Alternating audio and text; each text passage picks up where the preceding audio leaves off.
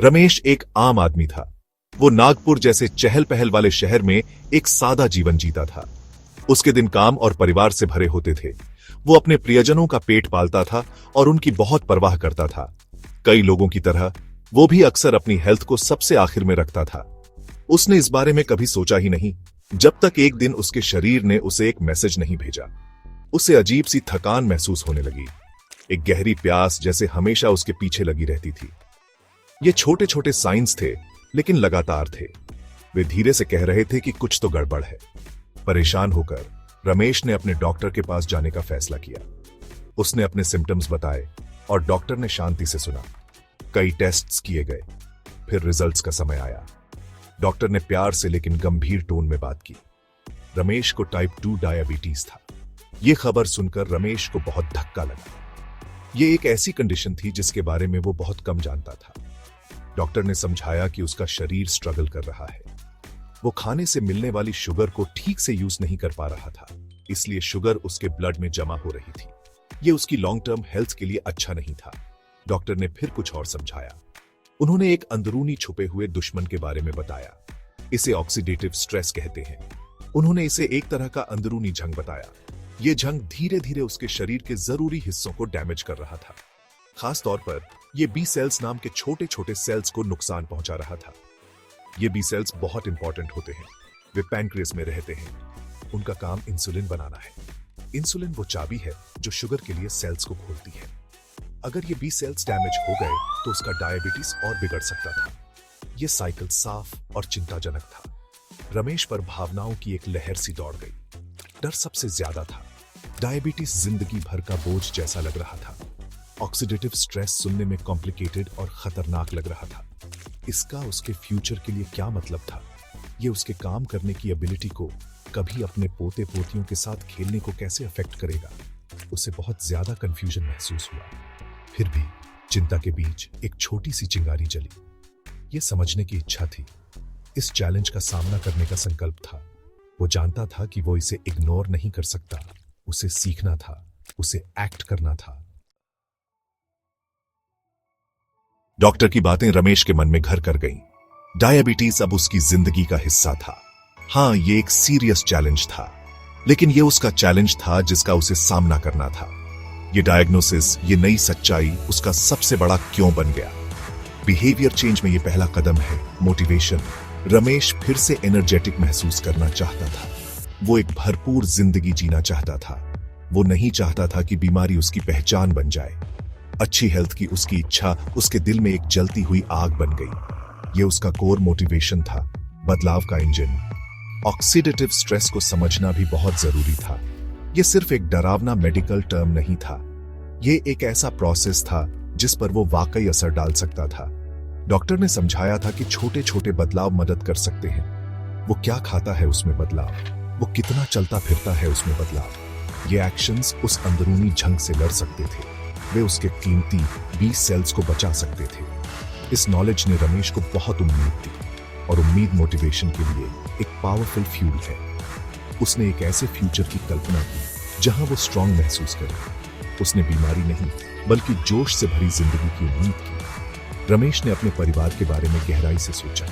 उसकी पत्नी, उसके बच्चे, वे ही उसकी दुनिया थे।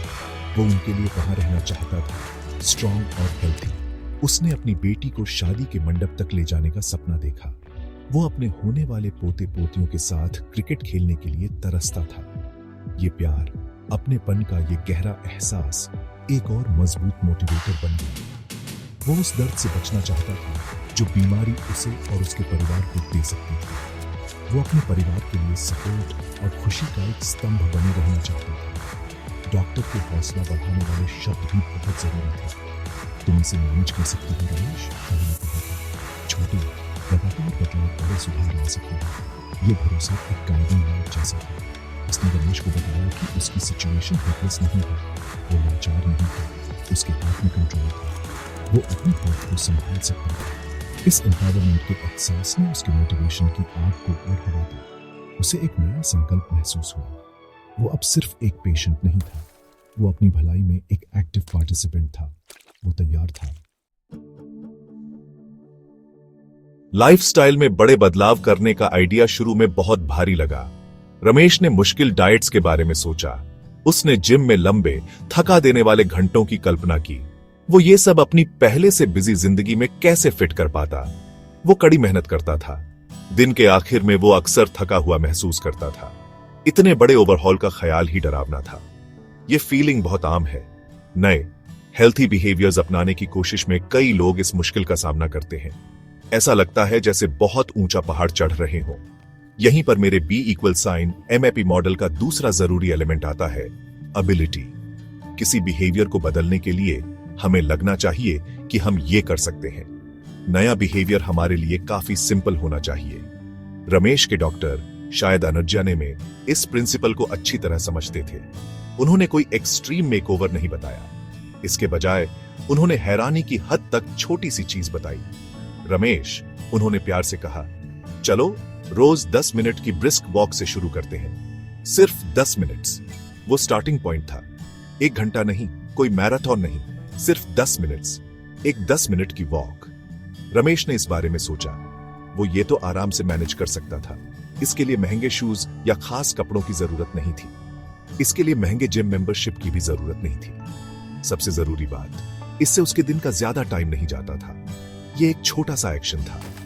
लेकिन छोटे एक्शंस जब आसान बना दिए जाए तो कमाल के पावरफुल होते हैं। वे चाहे गए बिहेवियर को बहुत ज्यादा अचीवेबल बना देते हैं। टास्क को सिंपल बनाकर डॉक्टर ने रमेश की उसे करने की एबिलिटी बढ़ा दी। ये करने लायक लगा, ये उसकी पहुंच में लगा। अचानक बदलाव का वो बड़ा पहाड़ छोटा हो गया। वो एक छोटी मैनेजेबल पहाड़ी बन गया। एक ऐसी पहाड़ी जिस पर उसे भरोसा था कि वो चढ़ सकता है, एक एक कदम करके। इस सिंपल अचीवेबल टास्क ने उसके कॉन्फिडेंस के लिए कमाल कर दिया।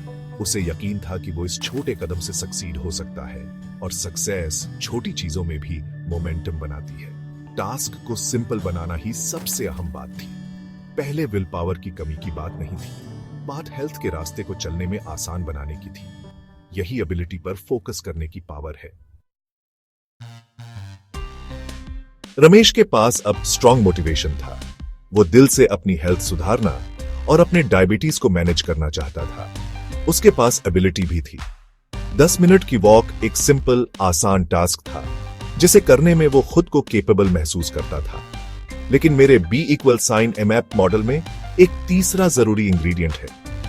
किसी बिहेवियर के होने के लिए मोटिवेशन और एबिलिटी का एक ही समय पर एक प्रॉम्प्ट के साथ मिलना जरूरी है। प्रॉम्प्ट एक क्यू है, एक रिमाइंडर है, एक ट्रिगर है। ये वो छोटा सा नज है जो कहता है, ये बिहेवियर अभी करो। रमेश समझ गया था कि जिंदगी डिस्ट्रैक्शन से भरी है।